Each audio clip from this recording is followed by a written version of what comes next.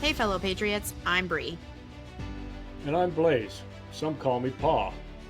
It has been said that we have 4 boxes to keep ourselves free. These are the soapbox, the ballot box, the jury box, and the ammo box. And we are the 4th box. We are here to arm you with enough information, resources, and skills to take back your freedom, increase your self-sufficiency, and inspire you to join in the fight against tyranny. Thomas Jefferson said, "Eternal vigilance is the price of liberty." Thank you for joining us and for joining in this fight.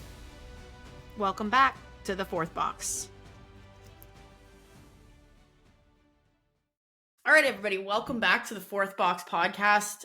As briefly mentioned last week, Blaze is not here, so it is just me, but I am joined by one of my longtime political chatting companions, one of my good friends from college. It's hard to believe, but we started shooting the shit about all that was wrong in the world almost 15 years ago. Fox, welcome to the show. Super pumped to have you. I know that back in the day, we didn't think that we would ever make it to 2025 and still be talking about some of the same problems that we were then. So it's crazy. Things have gotten worse, and I hope tonight we can dive into some of them a little bit. Thank you for the intro. Hopefully I can live up to Blaze in his absence. Yeah, for sure.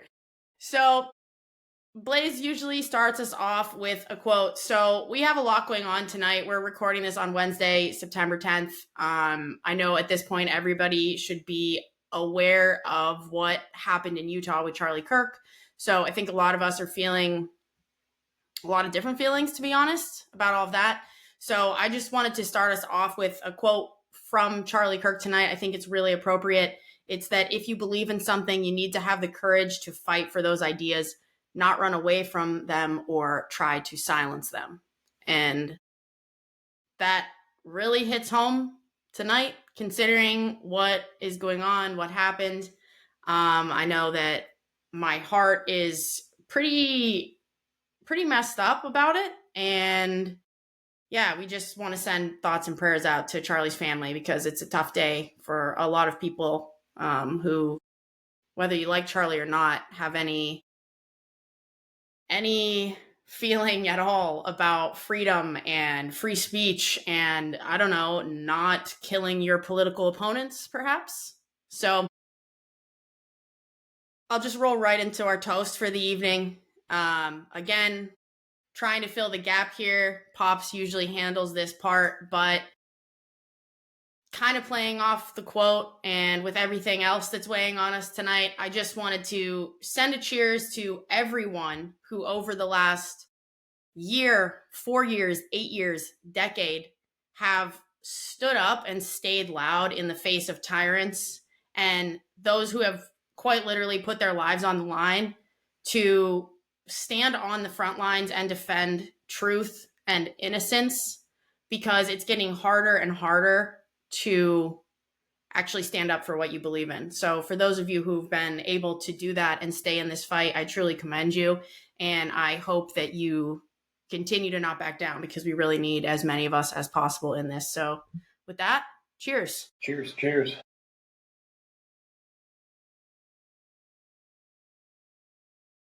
So honestly, it's a pretty heavy episode. I think it's going to be all night. I was really hoping that I would be able to bring Fox onto the show and we would have a really interesting conversation about all the stuff that we haven't caught up on in the last year or so. But I think we probably should just start by talking about what's happened in Utah, because it's a big deal and it matters. And there's a lot of other topics that I know we're going to get into, but let's start here. What I don't even know what to say. What are your initial thoughts?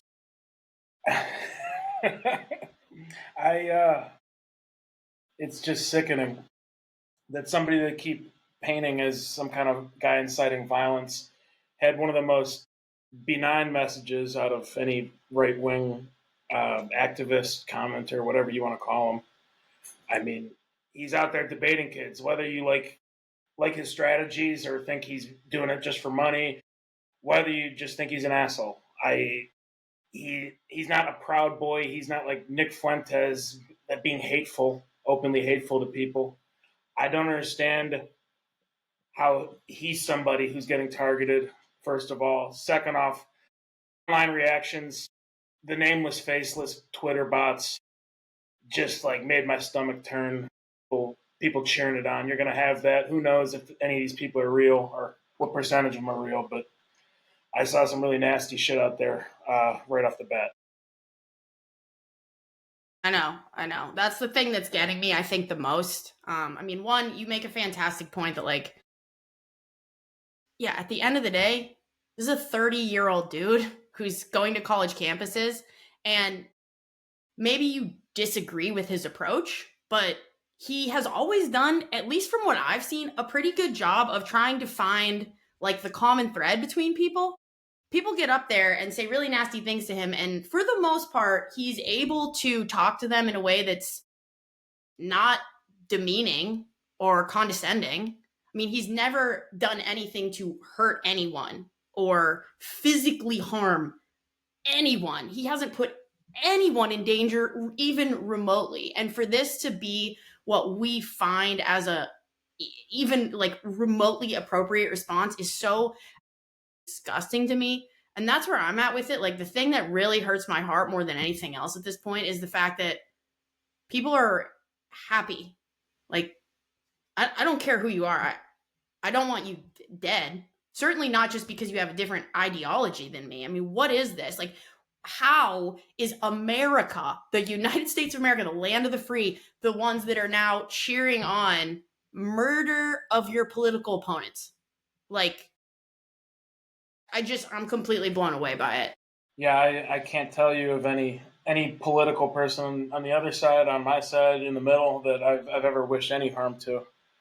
I want to live my life, and I want you to not infringe on my rights is all I ask. But never have wished harm on anybody. Couldn't imagine what goes through somebody's mind like that. It's just pure evil, pure darkness. Yeah, for sure. And I think that's where we're at. And the unfortunate thing is that I just feel like and I'm not pointing fingers, I'm not placing blame here, but let's be real. Like, when you look up Charlie Kirk's name up until today, it was not good things on the internet. They had nothing but bad things to say about the guy: fascist, bigot, racist. And then you paint this picture that, Trump and anyone who remotely supports Trump is these things and wants you dead. Like, the amount of people that when Trump got elected thought that they were going to end up in a concentration camp is super alarming. Well, where do they get these ideas? Obviously, someone in some sort of news, whether it's Fox News, CNN, MSNBC, or just social media, these ideas are coming from somewhere.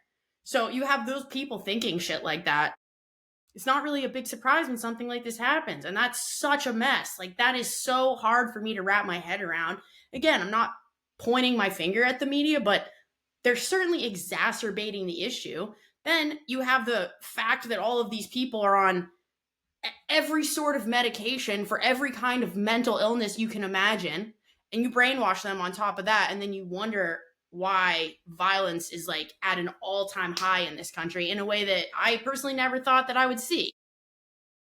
Yeah, I mean, obviously the rhetoric ever since Trump got in the first time has shifted, and it's just gotten more divisive. But I never thought we'd find ourselves here, and in a situation like this, never thought I'd be having to question whether that guy just wanted to harm Charlie or whether there was ulterior motives of who benefits for what the reaction is on both sides.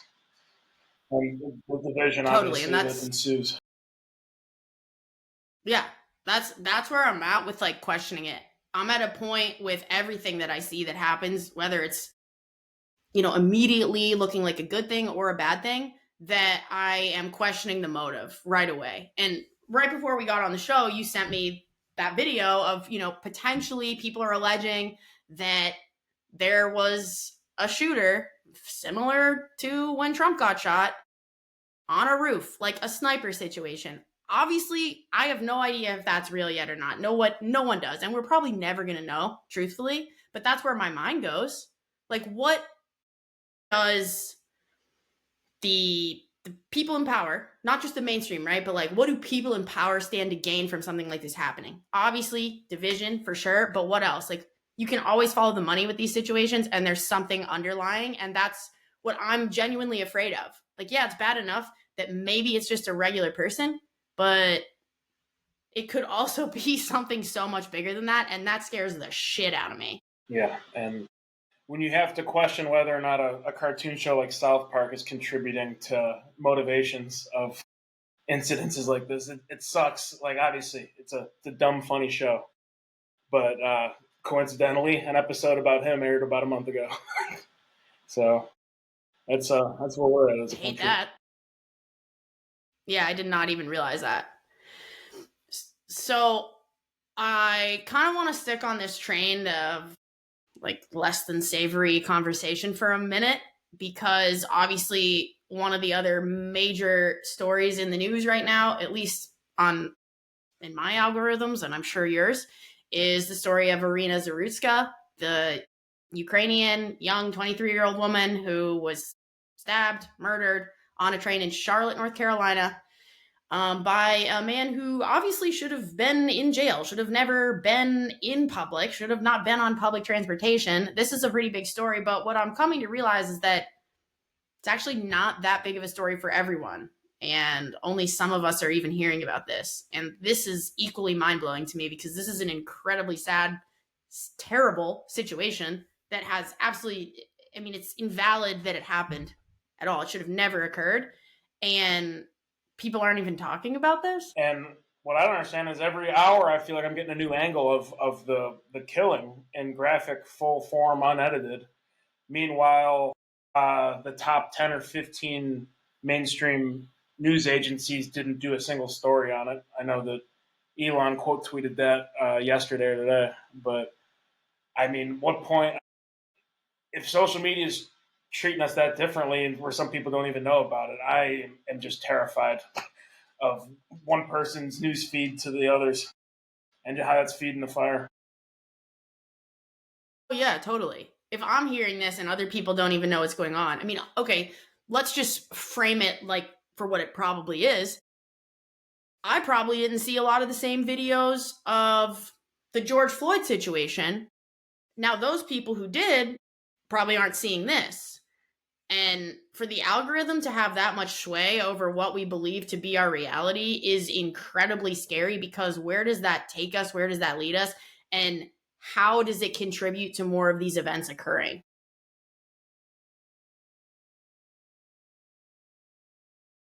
So another point that is not super relevant, but I just wanted to bring it up because I'm seeing a lot of stuff about this story, and I don't know if you saw this.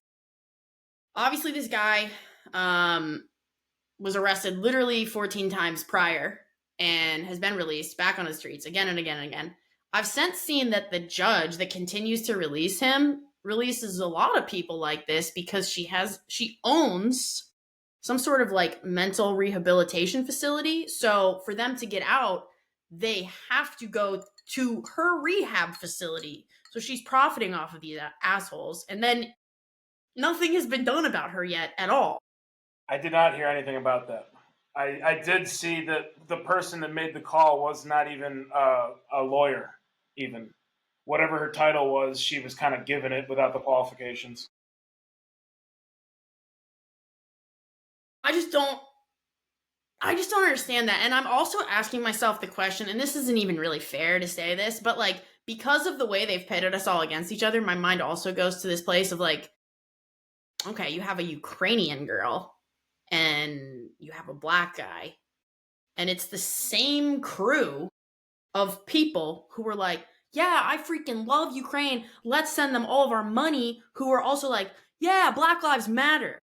So now I'm like, what are we doing here? Why are we creating tension this way? Like, I just don't how are these people deciding what side they're on? Or are they not, they just don't care. Like, they just live for the violence now. I don't know. will say, not one person with the Ukraine flag in their bio stood up for this poor girl. Not one thing to say about her, not one word condemning the guy that murdered her either. I couldn't even tell you what his name is. DeCarlo? Is that his name? Yeah. I think so. I'm not Yeah, even gonna try DeCarlos pronouncing or, her yeah. name, but God rest her soul. Yeah. Dude, it's so heartbreaking. And honestly, I hadn't even thought about what you had mentioned there a minute ago. I've seen so much footage of that. When did that become like a normal, okay thing to just have videos of like someone getting murdered on Instagram and TikTok? I think they kind of slow rolled it in. It was more taboo, but they allowed it. And now it's just super mainstream. Every talking head / political influencer, commenter, they're just going for their views, their clicks. They don't care. They're just putting that video out there. But I feel like they've been lenient with death videos for quite some time. Yeah, it's weird. It is honestly, that was hard to watch. And this Charlie Kirk footage that came out was tough. I mean, this is like brutal, and it's just readily available for anyone. So how does that then exacerbate this issue? Like, now we're just making this so normal. What are we doing to our society by just allowing this stuff to just float by as just another 30-second reel, and then we're on to the next thing? Like, what does that do to our brains long term, you know? Yeah, I've tried to make it a point to not doom scroll. Those suggested videos will just send you down a fucking loop. You won't get out. You'll look down and you spent an hour. Yeah, for sure. So obviously, with that, going back to, you know, who could be behind this stuff, there are a ton of questions as to why we might even be asking the question, is this stuff manipulated? Actually, you know what? There's one more thing I got to say about this Ukrainian bus situation before we get off of it. Have you now seen that there's apparently clips of this guy stating that he has had something put in his body that is controlling his mind? I heard whispers of it, but didn't look deep into it. So if you did, then I'd like to hear more about it. Necessarily have more info on it because it's impossible to like corroborate that kind of story. And I know that I say I know, like as if I know his mother. I've heard that his mother has come out and said, you know, yeah, he should have never been released. He is schizophrenic, like he should not be on the streets. So potentially the guy's a schizo, right? But then to have somebody say something like that is very MK Ultra-esque. And I'm not here to like try and stir the pot with more conspiracies. This shit is messy enough. But that's a pretty weird thing for somebody to say, especially when this whole situation happened completely unprovoked. Like, that's weird. Just calling him a sleeper cell, essentially. Yeah, for sure. And I think that there is more and more of that all the time. And I don't think we really will ever understand how much of that goes on a deep level. But I know for sure that there are so many weird things going on all the time that it can't all be coincidence, because that's just impossible statistically. Yeah, imagine when we get to the point where Neuralink's a common thing for people to get implanted in their goddamn brain. I'm sure there won't be any issues with people hacking into that and making people do stuff. Oh my God. That's so terrifying to even try and wrap my head around. And people will be all into it, dude. You know, people will be all into it because it'll make their life easier. It'll make things quicker. It'll make things more convenient. And everybody will just totally sign up and be right on board with it. So obviously, I don't want to get off these topics too much. I want to kind of come back to them because they're important and I don't want them to just skate by like another 30-second reel. But I do kind of want to jump to the whole Epstein file thing because this has been a huge talking point for a long time. And it's super important as well because there's a lot of stuff going on behind the scenes that we're never going to be privy to be honest. But okay, cool. They tell us we're going to release some more files. One of these big files that everyone is talking about is this alleged birthday letter note thing from quote unquote Trump to Epstein, basically, acting like, yeah, we're boys. Happy birthday. Love you. We hate ladies. Whatever. That's the general gist. Have you seen this? What are your thoughts on this? How are you feeling about all the Epstein file shit right now? Let's get into that. I think I'm more on the side that I don't know if you heard the Trump is an FBI mole theory, but that's picking up more steam than the birthday letter, I think. I think the birthday letter got shut down pretty quick because, like, that kind of reminds me more of previous hoaxes that they've tried to float past us. I was trying to kind of gauge the online temperature of it, and it seems like most people think that that's BS. But a lot more people are thinking that the FBI had Trump undercover trying to help take down Epstein. So, can't wait for more info. Whoa, how have I not heard this? This is crazy. I can't believe I have not heard this before. This is such an interesting theory. And now I'm like really ready to see how like Trump and JD play into this narrative. Yeah, I don't know when we're going to get more leaks on that. Well, the thing that is getting me about all of this is that the timing of all of this stuff coming out is like, again, the coincidences feel like a little too much. I just think it's really weird that there was no talk about any of this for a while. Oh, it doesn't exist. Oh, we can't release it. Oh, we have to spend 46 days redacting names. Oh, this. Oh, it's a Democrat hoax. Oh, blah, blah, blah. And then all of a sudden they're like, oh, yeah, here you go. And just here's pictures for everyone of random documents.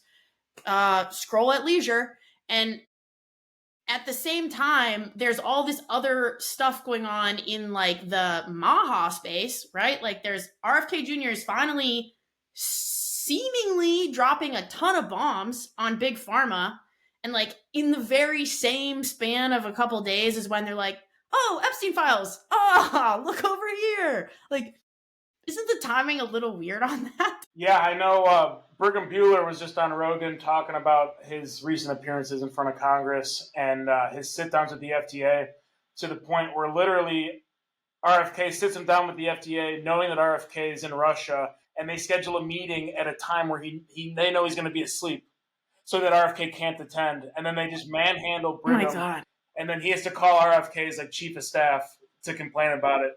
So they're pushing back so hard. The way that they've talked about it, it's like whack-a-mole. There's just so many small like cartels almost that are composing the big body of HHS. It's just such a gigantic alphabet agency that they can't get a handle on it. And oh my God, I do like that the people speaking out against Epstein are like the people that aren't entrenched, and I think they don't realize how much the rest of their party hates him for it. Like Marjorie Taylor Greene, she's all gung-ho about it, but she's also so new on the block that they don't give a hell about her. You know? Yeah, no, for sure. I do love to see like Thomas Massey and Ro Khanna kind of teaming up on this, because if this happened more often, we would have less of a shit show all the time, and we might actually make a little bit of progress with this whole bureaucracy issue. But it just feels like none of these people in government give a single shit about what any of us have to say with this stuff at all. And they don't even care that the votes that they're putting out about this stuff are public. Like, we can all see that you don't want it to come out, and that's how meaningless our opinion is to them, that they're like, oh, too bad. What are you going to do about it? Yeah, they're not going to want to give up the role of our parents until we force it. So I mean, I'm at peace with that. Like, they're always going to just treat us like fucking kids because only they can handle the truth, you know? Yeah, I guess that's fair. I am just really curious to see where all this stuff goes with what RFK is up to. One big one that they're really fighting hard on is that Big Pharma is trying to classify peptides into a different category so that only Big Pharma can sell them, and just strip away the abilities of wellness clinics to be able to sell like American-made, just high quality, pure peptides.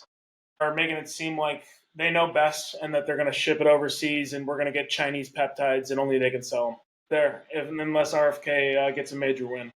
Which is becoming more and more impossible for him to do because so many people hate him so staunchly because he's trying so desperately to bring to light some of this vaccine nonsense. Like I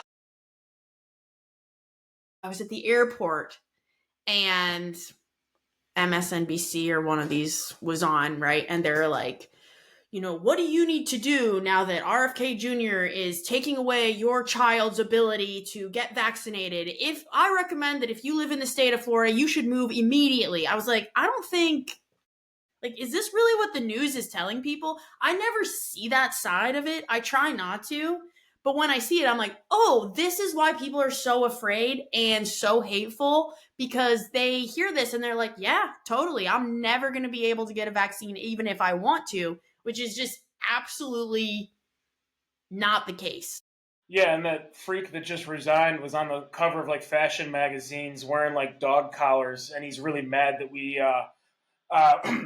that we're not forcing a Hep B vaccine on our children that are not intravenous drug users or actually active sex life. Glad those are the people running our trustworthy agencies. I mean, it's crazy to me because when Trump won, it felt like people like that were going to be the first to get the boot from DC, and it just didn't happen, which is why we're making no progress whatsoever. But I'm happy to hear all the conversations surrounding the childhood vaccine schedule, particularly the Hep B one, because it makes absolutely no sense. There's just no testing whatsoever that follows the scientific method for a single vaccine on this schedule. And for parents who are not concerned by that, fine. Like, you should be able to go out and get it if you're so inclined, but it shouldn't be a situation where your hand is forced. So I think that's the difference between the religious left and the rest of us. We just want to be able to choose what we're doing, and they want to be able to dictate what everyone is doing. At the very least, hopefully they drop the vast majority of the vaccine mandates and they can leave this administration having given a roadmap to parents who can't sift through all this bullshit because they don't have time because they're each working their own job trying to put food on the table. Yeah, for sure. So that's, I don't know. I mean, I'm hopeful, I guess, but I just think even that stuff is getting covered up so much just because it is hard to sift through. And like we talked about earlier, the things that we're all seeing are so different. Like, we're literally being peddled totally different shit. So half the people who need this information and would be inclined to follow it aren't even seeing it.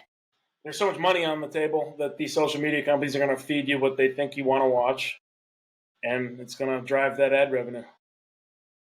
That's the model. Yeah, for sure. Yeah, no doubt. All right, what else do we need to get into? Because I know there's a lot of stuff that's been going on day in and day out. And for me, I'm personally afraid that we are heading down a new path of government takeover, which involves, digital IDs and complete disappearance of our right to privacy at this point. And I think that in some sense, all of these different things that we're talking about kind of lend themselves into that. Yeah, I'm pretty scared about Palantir probably taking over. Don't sue me, Palantir, allegedly. But yeah. Just from personal experience, I was at a tailgate for the Cleveland Browns on Sunday, and they had people walking around that work for the team, handing QR codes for you to sign up for their Fast Pass. All you have to do is do all the facial scans. And I jokingly, after a couple soda pops, asked him if he's selling the information to the government. And he's like, well, I'm not, but the team sure is. So how many little conveniences like that are going on all over? Like, obviously, Clear at the airport's been doing it forever. So if football teams and other sports teams are doing this so you can get your beers quicker, so yeah, are at a premium. But now it's not just our email addresses they're after. Yeah, no shit. It makes me so afraid. So we talked about this on another episode a while back when I first discovered it. I don't really go into Whole Foods a lot. I don't know if you ever go to Very Whole rarely. Foods, If I need a but niche ingredient that some hippie's recipe had.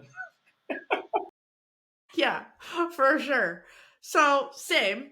And I don't even know how long ago it was. So maybe this is an old thing. Maybe this isn't that new. But when you go to cash out at like the self checkout, there's an option to pay with your I've seen palm. that. Of course, Jeff Bezos has a palm reading database for fucking Prime users to quickly check out.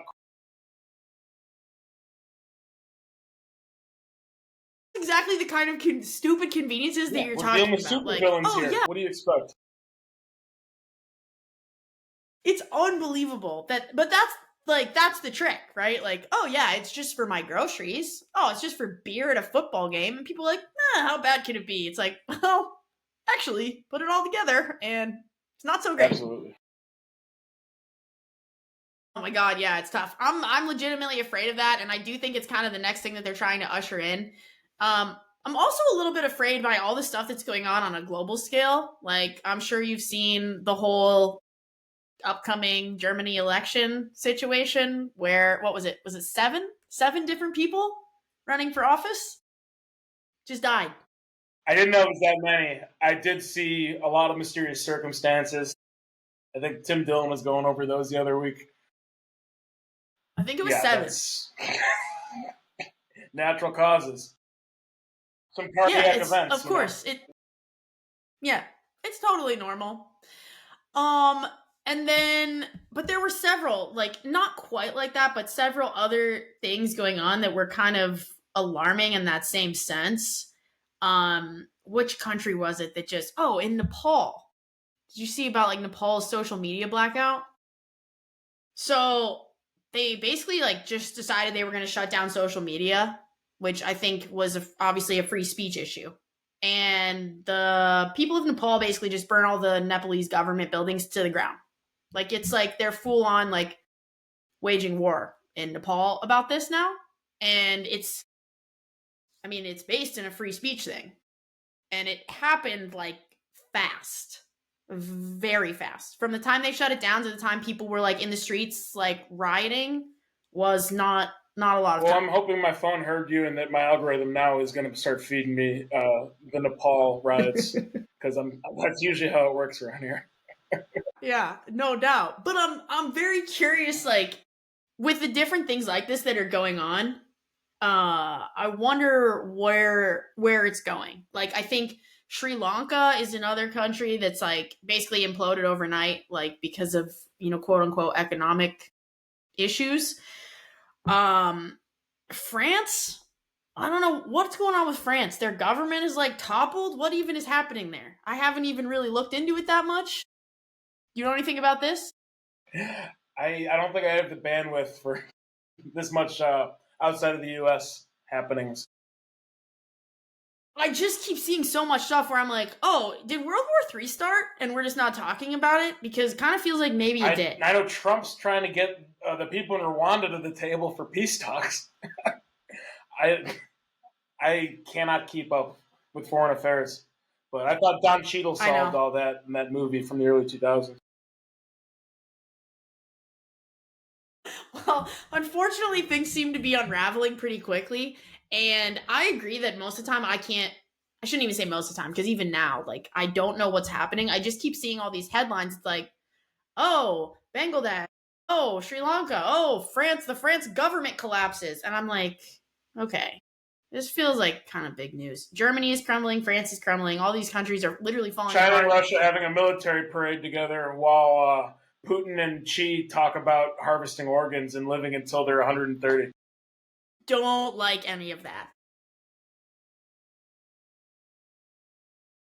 Oh man, I just yeah, literally it does. And I don't understand like what to even do about it. We have so many issues happening here, to your point, that I don't even know how to start looking abroad, but I feel like if I'm not, like, something bad's going to happen, it's going to sneak up on me, I'm not going to be ready for it. Absolutely.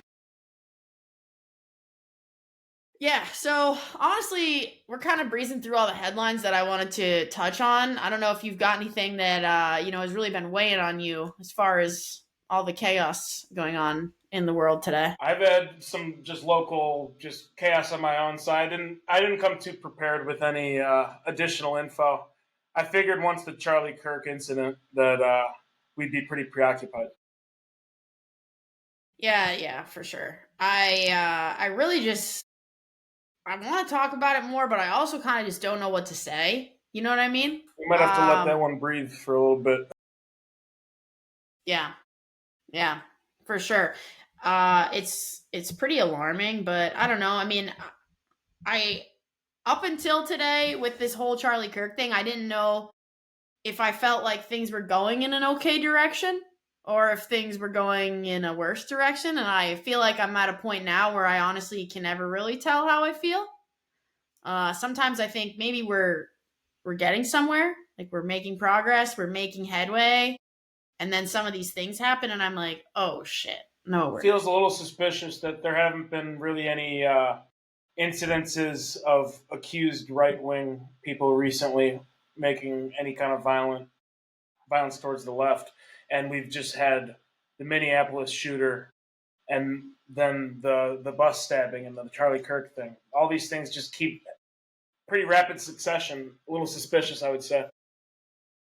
I know, I agree, and it's crazy because the woke left, right, tries to tell us that we are the gun freaks and the people who stand up for all these hateful things, and we hate other people and we're not tolerant. And it's like, honestly, every one of these situations has not been us. Not to like further incite the division, but when are we gonna like actually say it for what it is here? It's always them, and then they're still trying to come after us for our guns. Like, but you're the ones that are doing the bad things with the guns. I mean, for all we know, Charlie was shot in celebration. Oh my god. I can't even understand how someone could be so audacious. For any listeners who are not fully caught up on this whole Charlie Kirk thing, was it MSNBC that said that? That perhaps one of Charlie's supporters was just shooting their gun in celebration and it was accidental. This is so obscene that anyone could even say something so unbelievably asinine. Like, this is dumb as Can you hell. imagine just the amount of brain dead people that are like, that's a pretty good point. We don't know the facts yet. Yes, Terrifying. I can. I honestly, that's the thing that gets me like worked up about this, is that there are so many people that will then keep that as the story and roll with it forever, that that's just what happened. I recently stayed at a friend's house, and the parents were watching. I honestly don't know what she was watching. She's an older woman in her 60s, whatever. I didn't know her. I was just like sitting in her kitchen, and she happened to be watching whatever network on her TV, and they were talking about. And again, this is one of these situations where I'm like actually seeing mainstream media, which I don't typically, and I just couldn't believe what I was hearing. They were talking about the guy whose name is escaping me at the moment, who, showed up on the golf course to try to assassinate Trump. And they were talking about it in a way that was really disturbing. Like, they were talking about how he was representing himself at this trial, so he wasn't going to have to show up in handcuffs. He was actually going to get to wear a suit and tie. Like, they were talking about him in a way that was like, we were dehumanizing him by making him wear handcuffs, and now, like, hooray, he gets to be a normal person again. And I was like, well, that's kind of weird. Like, even just the tone that they're using about it is weird. Like, I don't care who you are. If it would have been the reverse and somebody had tried to kill Biden, I wouldn't have supported that either. I would have had the same feelings about it. It's like, there's just no situation where any president should be able to be under threat of assassination, and we're just treating it like it's just a silly little misdemeanor. And this is kind of how they were acting, like, oh, it's a misunderstanding. And the woman apparently didn't realize this had ever happened. She just didn't know the story, which again goes to show how much people like are just kind of not aware of certain things. And she goes to her husband and she's like, oh my God, did you know this happened? And her husband's like, yeah, it was kind of big news, but he never even took a shot. And she was like, oh, well, that's too bad. And I was like, this is really the mindset of people? Like, this is why shit like Charlie Kirk happens, because people genuinely think that the answer is violence, and that's trained into us. Like, that's a trained thought. You don't just wake up one day and think that murdering people who disagree with you is the appropriate response. And yet somehow this little old woman, like in her furry bathrobe, is like, oh yeah, I wish they would have killed him. And you're like, dude, not one murderous thought have I ever had about Biden or Bob. Biden. Obama or Biden. I just would be like, get this guy the fuck out of office. He's senile. Like, yes. Nobody's asking for a fucking bullet. No. Do I think he's an idiot? Of course. Do I think he shouldn't have been president? Of course. Do I want anything bad to happen to him or his family? No. Because that's insane. And that's evil at its root. We're fascists for saying this. For not wishing any harm on people. Yeah, that's a good point, I guess, when you say it like that. I guess I don't know what the problem is, but I had seen some video footage of, I can't even remember what they call themselves, the Republic of the Communist Army or something like that. It's like the RCA. They're like a bunch of like 25 to 35-year-old kids, and they're like, yeah, we're communists and we're bringing communism to America because of blah, blah, blah. And they keep like talking about this revolution that they're going to start. And you're like, this is why bad things happen, like on a pretty big scale, because you have all these kids in this group who are severely disabled, like mentally, because they're fed poison and they're in a propaganda machine and they watch a propaganda machine and their brains are pretty destroyed because we've ruined an entire generation and then some of people. And then we just pump them full of drugs that are funded by the same organizations that fund the mainstream media. And then we tell them, oh, these people hate you. These people are your enemies. These people are going to put you in concentration camps. And then we just let the pieces fall where they may. And then we wonder why the pieces are murder. Yeah, I got nothing more to say on Big Pharma. Just the biggest drain on this country overall, I would say. And obviously, in my line of work, I was dealing with 5 layers of government oversight, whether it was the CDC or CMS or HHS. They're just constantly judging us on our vaccination rates and acting like we're not doing our jobs if we don't have a 100% vaccination rate. Yeah. Yeah. Which is insane because, like, what kind of authority figure are you to be like, hey, you better get vaccinated or else? I basically just have to have a thick file of documentation showing how many times I've educated each one of these grown adults of the benefits of the COVID vaccine. And then I had to get all of them to be religiously exempt. So we had to type one of those up to attest that their firm belief in the Civil Rights Act of 1952, 54. All right, let's roll off your COVID vaccine thing for a minute here. I don't know, you probably don't want to keep ratting yourself out to your job.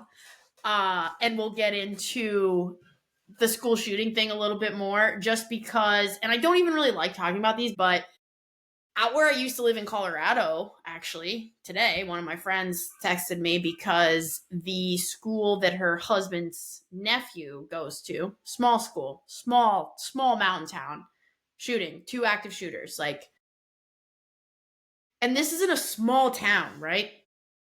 I just don't,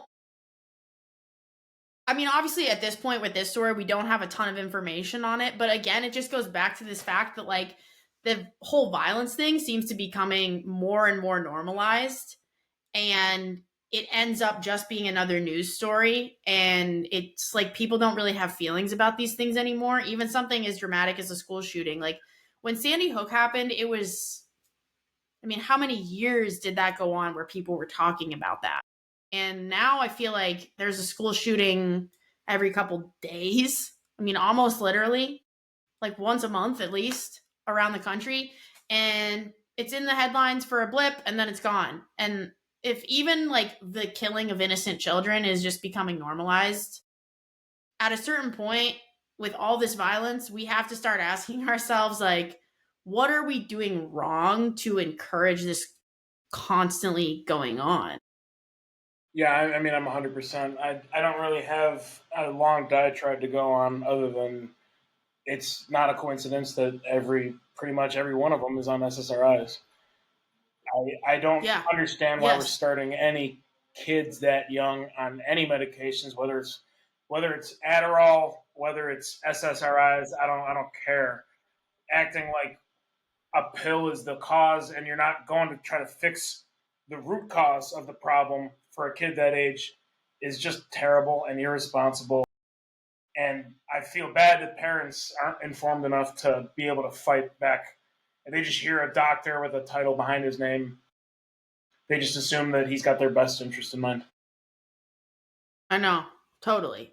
That's why the whole RFK Jr. thing is pissing me off so much. Like, he's one of the few people that is on a platform big enough to have any sway in what happens with this kind of stuff, and people are eating him alive. It's like, are you not concerned for your kids?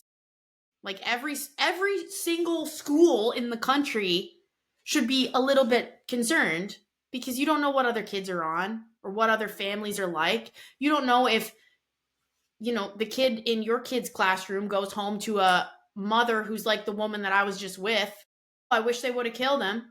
Like, if that's the mindset, and then you're pumping drugs into somebody, and we know how these prescriptions affect adults, right? We talk about all these symptoms that come along with any prescription, name one. And there's, a laundry list of terrible, terrible symptoms that come along with it, physically and mentally, for adults. Well, how much of those are really even being studied on kids? And then we're pumping it into a changing brain. And at the same time, watching these news networks that are like, we hate that guy. That guy's the worst. The only thing that would be better is if this guy didn't exist at all. And then we're like, oh, okay, great. Then you have people going and doing stuff like this because they think everybody's the bad guy. At a certain point, we have to realize that all of these different problems intersect with each other. And how do we cut off the head to that snake? Like, it's so glaring. It's in our face. It's so obvious.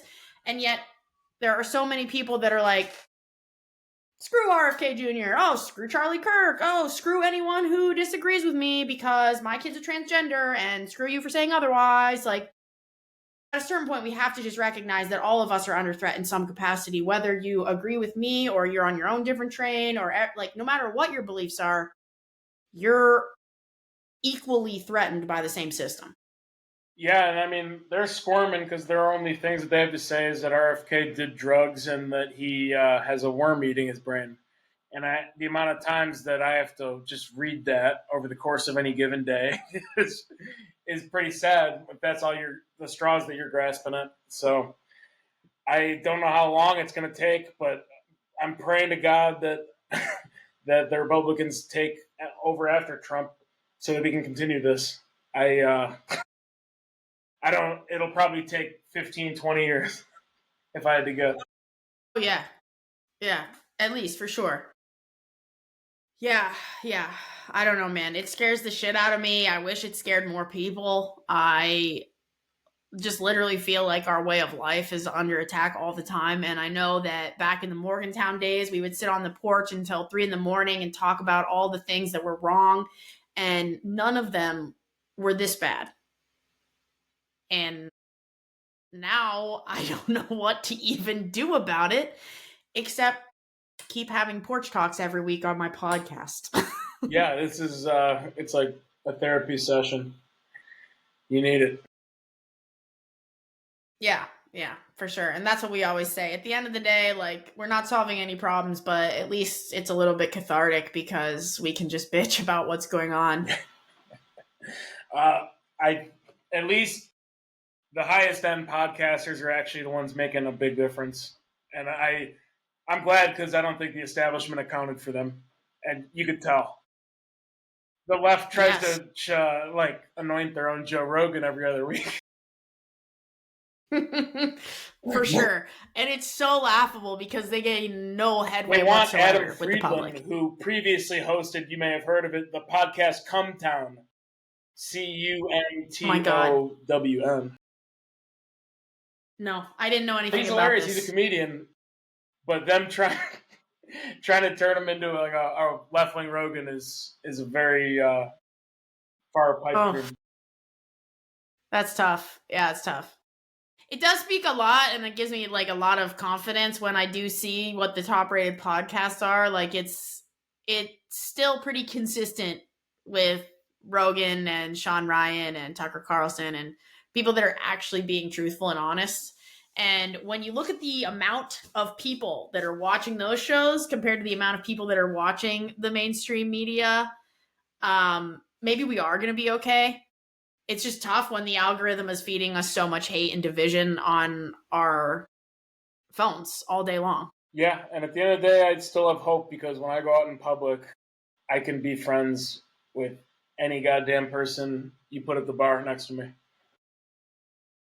Just from always, at the end of the day, remember that real life is not the internet. Not even close. Yeah. Yeah, for sure. I think that's always the big piece to remember, because it's easy to get sucked into it and subscribe to all of that fear. And when you're afraid, you can be controlled real easily. So, yeah, I think that's the important thing, is keeping our head up out of that and above the water. Yeah, absolutely.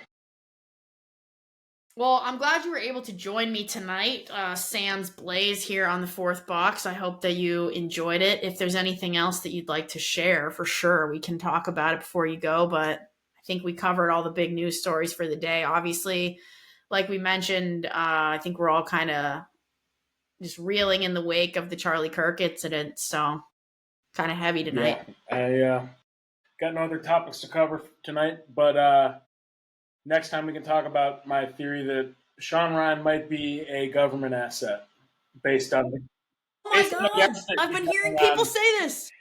I mean, he had on that fucking goofball from Andro, Palmer Luckey, the guy that just shows up in Hawaiian shirts and thong sandals, talking about his direct energy weapons. He's like a nerdy Tony Stark. He founded Oracle. But we can get into that next time. Yes. He has had weird people on like that lately. And my apologies, I didn't know how dark it got, because I had to turn the grid different, so I didn't have to look at myself the whole interview about 5 minutes in. Oh, yeah, no worries. Yeah, that kind of screws things up. All good. Yeah, we don't really use the video that much anyway, so it's all good. But yeah, the Sean Ryan thing. I've heard about this. I was a huge Sean Ryan guy. I was listening to every episode. But he has some very strange guests on that make me wonder what his motives are. Yeah, that's true. Well, that's good. That's a good conspiracy for me to keep in my brain for next week to kind of roll into there. Might have to do some digging, some investigative research. The Exorcist priest on from Nashville. That guy's great. Okay, I didn't even know about this either. Ooh, yeah, I'm gonna have to check it out. Yeah, I've been pretty deep on the Tucker train lately. Really great one for anyone who is still invested in the COVID story. There's some really good stuff on there. But also, one thing I did want to touch on here, actually, and I'm glad it popped into my brain with this conversation. This episode airs tomorrow, Thursday, September 11th. So I kind of just want to hit on that, because September 11th, it's been quite a lot of years since a pretty tragic event. And whatever your theories are about what happened there, the loss of life is always going to be a tough one for any American, or it should be. And I think maybe our minds have changed over however many years about how we feel about that. And I think with all the violence that has become more commonplace, maybe we care less, but we shouldn't.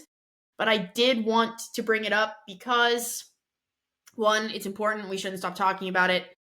Two, it should remind us to always question the narrative and always question the motive and always follow the trail of money, because when you do that, things become alarming in a hurry.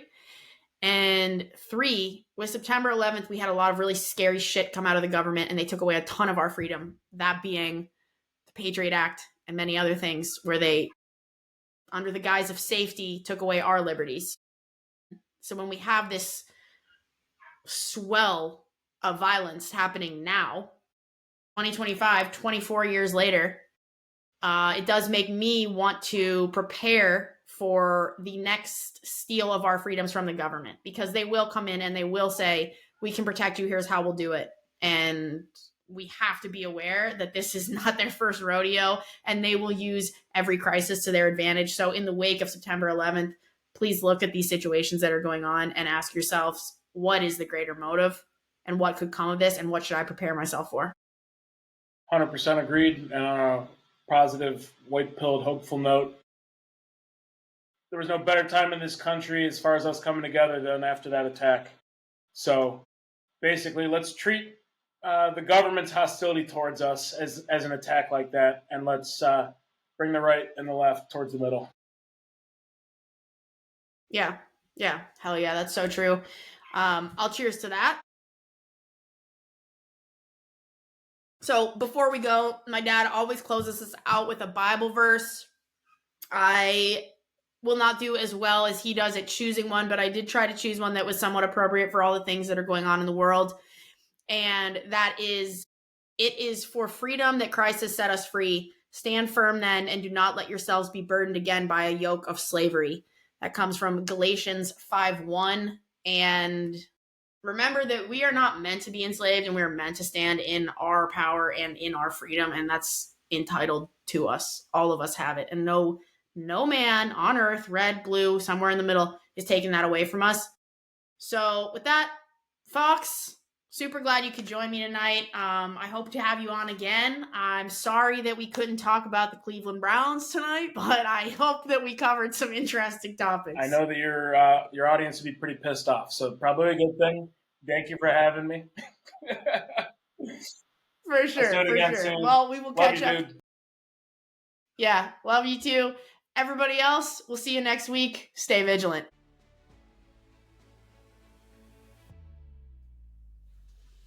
Thank you so much for listening. We really do appreciate the support and truly love getting to share this message with anyone who wants or needs it.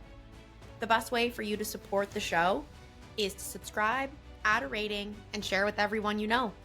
You can find us on Instagram, X, and at thefourthbox.com. We'll see you next Thursday at 6 p.m. Stay vigilant.